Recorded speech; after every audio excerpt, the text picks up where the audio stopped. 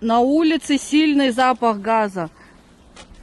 Ориентировочно. 12-й микрорайон, 26-й дом.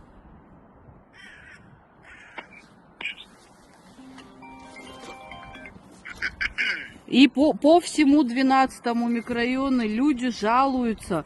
Это со стороны, с этого 41-го разъезда, там нефтеперерабатывающий завод есть, там построили. Мгм. От него идет запах. То есть можно не переживать по поводу труб, которые в доме проходят. Это у них, скорее всего, утечка какая-то. Ну да, можете не переживать, потом принимаем, но когда выезжаем, не подтверждается. Это по всему городу, считай, почти, что 11, 12, 20.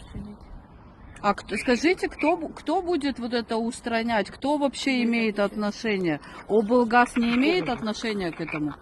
Отдельные, да,